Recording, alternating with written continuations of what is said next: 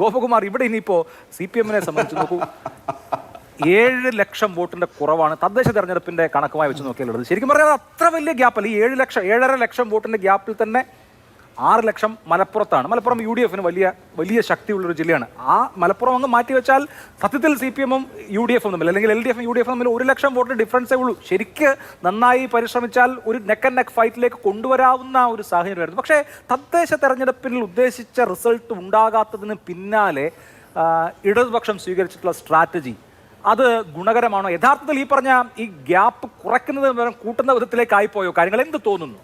വാസ്തവത്തിൽ പഞ്ചായത്ത് തിരഞ്ഞെടുപ്പിൽ ഇടതുപക്ഷത്തിന് കിട്ടിയ തിരിച്ചടി കണ്ണു തുറപ്പിക്കേണ്ടതാണ്. കാരണം വികേന്ദ്രീകരണത്തിന് ഏറ്റവും കൂടുതൽ ചാമ്പ്യൻ ചെയ്തൊരു ചരിത്രമുള്ള ഇടതുപക്ഷത്തിന് ഇത്രയും വലിയൊരു തിരിച്ചടി കിട്ടുമ്പോൾ ചർച്ച വാസ്തവത്തിൽ എവിടെയാണ് ഗവൺമെൻറ്റിന് പ്രശ്നങ്ങളുണ്ടായത്? അത് അഴിമതിയിലാണോ, ഭരണവിരുദ്ധ വികാരത്തിലാണോ, മറ്റെന്തെങ്കിലും പ്രശ്നത്തിലാണോ, വർഗീയത അല്ലാതെ മറ്റ് പല കാര്യങ്ങളും ചർച്ച ചെയ്യേണ്ടതുണ്ട്.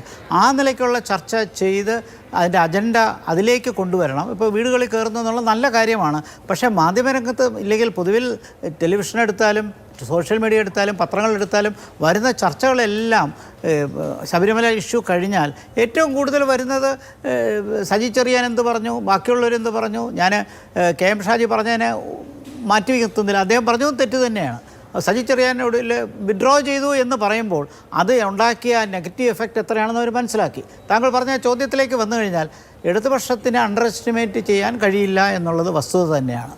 ഇടതുപക്ഷത്തിന് ശക്തമായ വേരോട്ടമുള്ള ഒരുപാട് മേഖലകളുണ്ട്, ഇത്രയും നല്ല ബേസ് ഉള്ള വോട്ടുണ്ട്. പക്ഷേ പലപ്പോഴും ഈ ഫാക്ടേഴ്സ് വരുമ്പോൾ UDF-നുണ്ടാകുന്ന സാധാരണ ഉണ്ടാകുന്ന പ്രശ്നങ്ങൾ, ഒന്ന് ഈ നേതൃതലത്തിലുള്ള പടലപ്പിണക്കം, കോൺട്രഡിക്ടറി ആയിട്ടുള്ള പ്രസ്താവനകൾ. ഈ കഴിഞ്ഞ ഒരു 2 ആഴ്ചക്കിടയ്ക്ക് കോൺഗ്രസ് കുറച്ചുകൂടി കൺസോളിഡേറ്റ് ചെയ്തതായിട്ടാണ് എനിക്ക് തോന്നുന്നത്. അതിന് പ്രത്യേകിച്ച് ഇത്തരം വർഗീയമായിട്ടുള്ള പ്രശ്നങ്ങൾ വരികയും പലപ്പോഴും കോൺഗ്രസിനെയും UDF-നെയും സഹായിച്ച NSS എതിരായി നിൽക്കുകയും SNDP അങ്ങനെയല്ല എന്നറിയാം. അപ്പോൾ ഇവിടെ നേരത്തെ ചൂണ്ടിക്കാണിച്ച പോലെ ഇവരുടെ കയ്യിലൊന്നും അല്ല വോട്ടെന്നുള്ളത് നമുക്ക് നന്നായിട്ടറിയാം. അതിൻ്റെ അവകാശത്തിന് കാര്യവുമില്ല. പക്ഷേ കോൺഗ്രസിനെ എന്നും മിക്ക സമയവും സഹായിച്ചിട്ടുള്ളത് NSS ആണ്. പക്ഷേ NSS എടുത്തൊരു നിലപാട് മാറ്റം അത് ഇടതുപക്ഷത്തിലേക്ക് ചെല്ലുന്നു എന്നുള്ളൊരു ധാരണ വരികയും അത് പരോക്ഷമായിട്ട് ഹിന്ദു കൺസോളിഡേഷനിൽ എത്തുന്നു എന്നുള്ളൊരു ധാരണ, അത് തെറ്റാണോ ശരിയാണോ? കോൺഗ്രസ് അതിനെ ജാഗ്രതയോടെ കാണുന്നു. ഇപ്പോൾ സതീശനെതിരെ വളരെ രൂക്ഷമായ ഇന്ന് സുമാരൻ നായർ പറഞ്ഞു സതീശൻ വെറും ഉമ്മാക്കിയാണ്, കോൺഗ്രസ്സുകാർ ചുമ്മാ ഊതി വീർപ്പിക്കുന്നേ ഉള്ളൂ എന്ന് പറഞ്ഞു. കഴിഞ്ഞ ദിവസം പറഞ്ഞു സതീശനെ മുന്നിൽ നിർത്തിയാൽ നല്ല അടി കിട്ടും, പാർട്ടിക്ക് പറഞ്ഞു. NSS കുറച്ചുകൂടി കോൺഗ്രസിനെ സഹായിക്കുന്ന അല്ലെങ്കിൽ കോൺഗ്രസിന് സാധ്യതകൾ. പക്ഷേ VD സതീശനെ പ്രൊട്ടക്ട് ചെയ്ത്, ആ അർത്ഥത്തിൽ പ്രൊട്ടക്ട് ചെയ്ത് ഈ സമുദായ നേതാക്കൾക്ക് മറുപടി കൊടുക്കാൻ കോൺഗ്രസിന്റെ മറ്റു നേതാക്കളെ ആരെയും കാണാത്തത് എന്തുകൊണ്ടായിരിക്കും? അതാണ് ഞാൻ നേരത്തെ ചൂണ്ടിക്കാണിച്ച നേതൃനിരയിലുള്ള ഒരു യൂണിറ്റി. വാസ്തവത്തിൽ ഇപ്പോൾ ഇടതുപക്ഷം UDF-നെ ട്രാപ്പ് ചെയ്യാൻ ഇങ്ങനെയുള്ളൊരു കാര്യം കൊണ്ടുവരുമ്പോൾ ഒറ്റക്കെട്ടായി നിൽക്കണം എന്നുള്ളൊരു സാഹചര്യമുണ്ട്.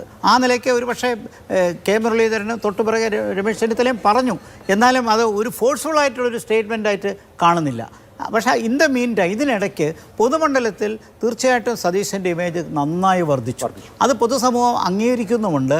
ഈ സമയത്ത് സതീശനെടുത്ത നിലപാടിന് പരക്കെ അംഗീകാരം കിട്ടിയിരിക്കുന്നു. അദ്ദേഹം പറയുന്നത് തോറ്റാൽ തോറ്റതുപോലെ തോക്കട്ടെ, ആ നേരിട്ട് നിന്ന് ചാവുന്നുള്ള മട്ടിലാണ് പറഞ്ഞത്. അതേസമയം വർഗീയതയെ എന്താണ് വർഗീയത എന്നുള്ളത് അദ്ദേഹം വ്യക്തമായിട്ട് പറയുന്നുണ്ട്. സമുദായം എവിടെ നിൽക്കണം, സമുദായങ്ങളുടെ താല്പര്യങ്ങൾ പറയാൻ പാർട്ടിക്കാർക്ക് അക്സസ് വേണം, തിരിച്ച് ഞങ്ങൾ അങ്ങോട്ടും പോകും. പക്ഷേ ഇരിക്കാൻ കിടക്കരുതെന്ന് പറഞ്ഞതിനകത്ത് വലിയ അർത്ഥമുണ്ട്. ഞാനിതുപോലെ പണ്ട് റീഗൻ താച്ചറിനെ കുറിച്ച് പറഞ്ഞത്, റീഗൺ എന്തെങ്കിലും പറഞ്ഞു കഴിഞ്ഞാൽ താച്ചർ ജമ്പ് ചെയ്യും, ചാടും എന്ന് പറഞ്ഞു. പക്ഷേ ആ ജമ്പ് ചെയ്യുന്നതിന് പകരം ഡാൻസ് ചെയ്യരുതെന്ന് കളിയാക്കും താച്ചറിനെ കുറിച്ച് പറഞ്ഞു. അതേപോലെ സതീശൻ പറഞ്ഞ ആ സ്റ്റേറ്റ്മെൻറ്റ് വളരെ കറക്റ്റാണ്. ഇത് ഒരുപക്ഷെ UDF-ന് അധികാരം കിട്ടിയാലും അതൊരു അകക്കണ്ണായി മനസ്സിലാക്കേണ്ട ഒരു കാര്യമാണ്. കാരണം സമുദായ സംഘടനകളെയും ഈ മതസംഘടനകളെയും ഒഴിവാക്കിക്കൊണ്ടൊരു രാഷ്ട്രീയം നമുക്ക് പറ്റില്ല. പക്ഷേ അവരുടെ പിറകിൽ ലോബി ചെയ്ത് അവരുടെ ഒരു വാലാട്ടിയായിട്ട് രാഷ്ട്രീയം മാറരുത്. അവിടെയാണ് സതീശനുണ്ടായ ഗുണം. കാരണം മറ്റ് കോൺഗ്രസ് നേതാക്കളെ അപേക്ഷിച്ച് സതീശനെടുത്ത നിലപാടിന് പൊതുമണ്ഡലത്തിൽ കിട്ടിയ സ്വീകാര്യത അതുകൊണ്ടാണ്. അതാണ് ഞാൻ ഈ പറയുന്നത്. ഇത്തരം സാഹചര്യങ്ങളിൽ എടുക്കുന്ന നിലപാടിന് വ്യക്തത വേണം. ആ വ്യക്തത UDF-ൽ പലപ്പോഴും കാണാറില്ല.